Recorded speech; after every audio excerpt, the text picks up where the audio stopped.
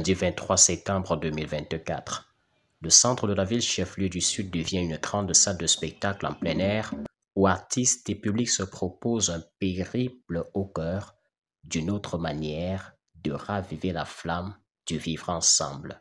Autour d'une scène de fortune, ils engagent un voyage d'exploration, de découverte et de partage à bord d'un navire au nom atypique de Djangui. Ensemble. L'humain qui rencontre l'humain. L'humain qui respire par rapport à d'autres humains. Voilà toute la philosophie. Nous sommes une chaîne, une grande chaîne. Et cette chaîne-là, chacun avec ses valeurs, on se tient les coudes, on s'accepte, chacun avec ses pulsions intérieures. Voilà. Mais on ne doit pas oublier que nous sommes tous des êtres humains. Nous avons tous le sang qui coule en nous. Donc, à l'image d'une Djangui qui est fait dans tout, qui est l'essence même d'une bonne partie de l'économie au Cameroun, on se dit, on est ensemble. On cotise nos espoirs, on cotise nos volontés, mais aussi nos expériences, aussi nos sourires, mais aussi nos peurs. C'est ce qu'on cotise. Mais en gardant pour leitmotiv, on est ensemble. La scène est improvisée. Pourtant, elle laisse poindre des signes d'une harmonie qui fait des boulevards un espace fertile au message de paix, d'union dans la diversité.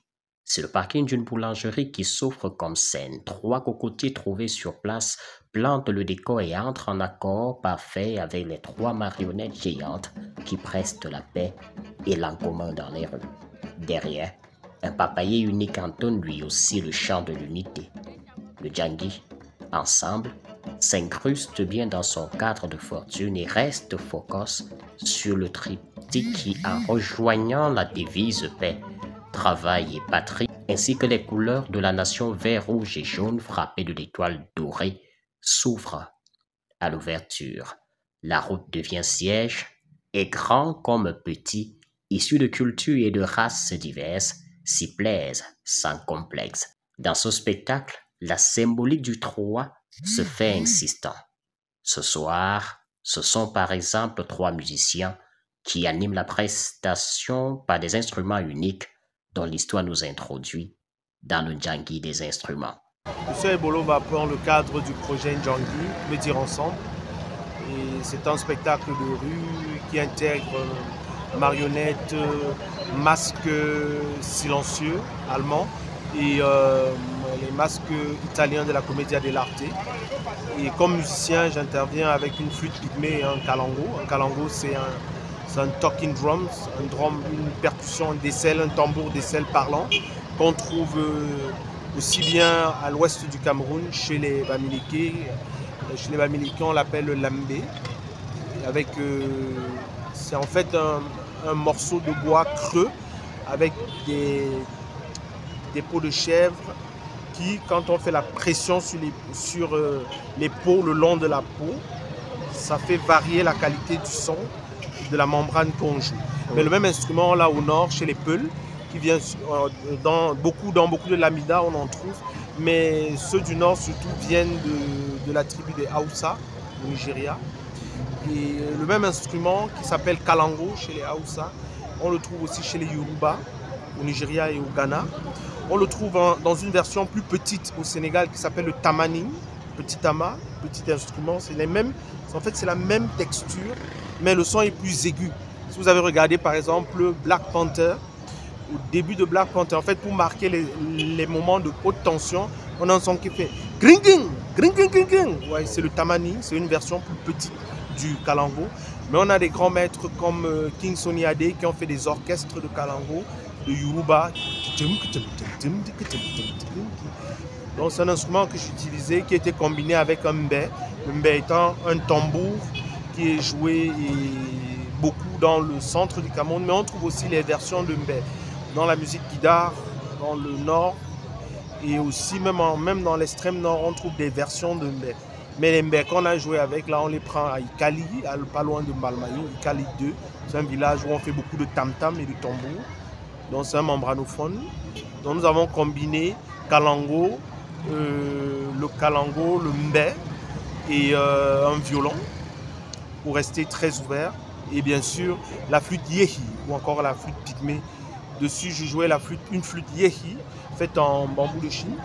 Et j'ai une autre version de la même flûte, mais faite avec du matériau de récupération, des PVC.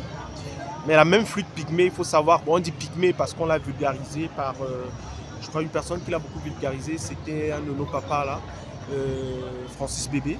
Mais la même flûte, on l'a à l'ouest, on l'appelle par exemple chez les Bamileke, on l'appelle korfak. Chez ceux de Bafoussam, ceux qui parlent Ngoma là, on l'appelle le Ndong. Et la même version de la flûte pygmée, on l'a dans le nord. Il y a des, je crois du côté de Mokyo et de Merere, il y a des flûtes Peul aussi comme ça. Il y a des versions de ça qui sont faites avec des cornes d'antilope.